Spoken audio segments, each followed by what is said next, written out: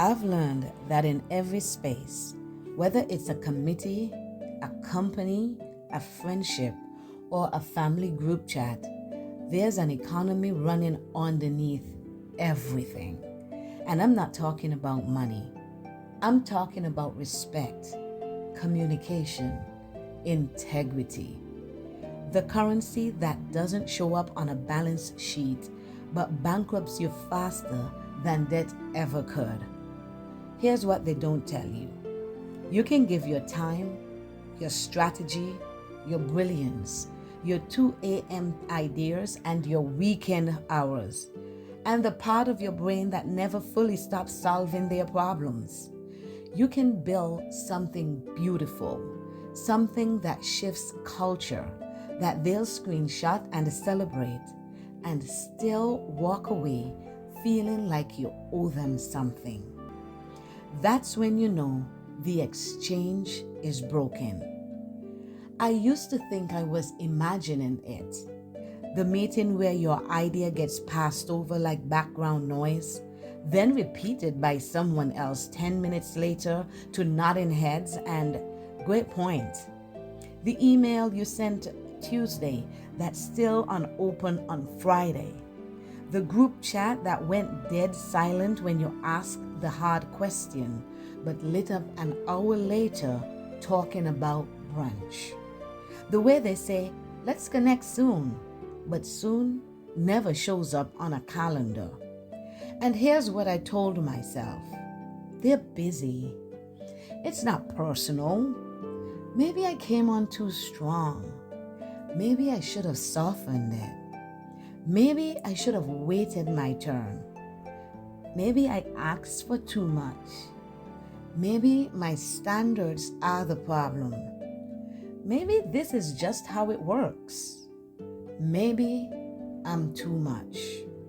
You know that voice, the one that makes you shrink before anyone even asks you to? I know her well. She's been protecting me from rejection my whole life by rejecting myself first.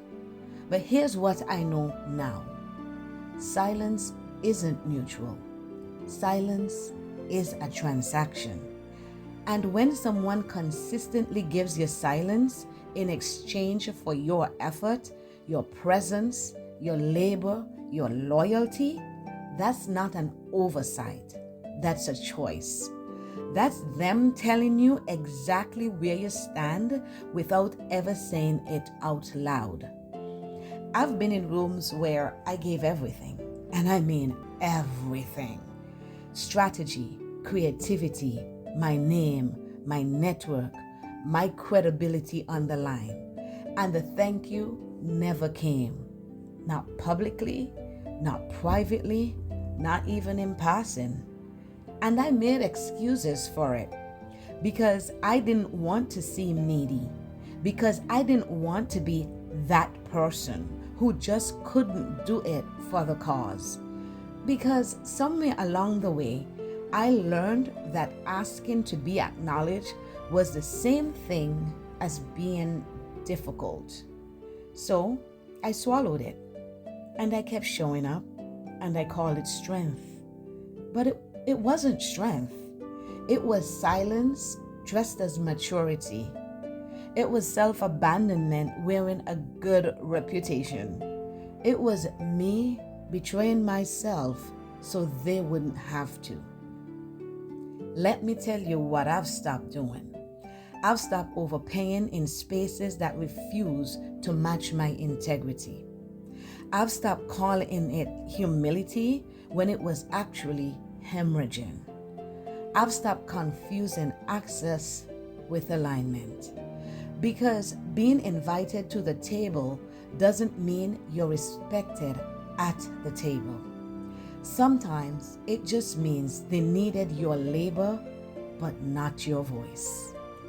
And here's the part that no one wants to say out loud. Sometimes the people who benefit most from your work are the ones who make you feel crazy for expecting basic decency in return. They'll call you sensitive. They'll say you're reading into things. They'll remind you of all the good they've done, as if kindness in one area cancels cruelty in another.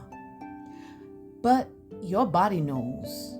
You feel it in the tightness in your chest before you even open the email, in the way you rehearse what you're going to say and then say nothing at all, in the exhaustion that has nothing to do with sleep because it's not tired, it's betrayal. It's the fatigue of performing peace, of acting in rooms that are at war with your worth. So here's what I want you to sit with. Respect is currency, and currency only holds value when both sides honor the exchange. Excellence without respect is a debt you do not carry. Your work is not charity. Your presence is not a favor you owe, and your silence is not agreement. Payment delayed is still a form of disrespect. And some people, some spaces, they've already told you what you're worth to them, not with their words, with their silence. Believe them.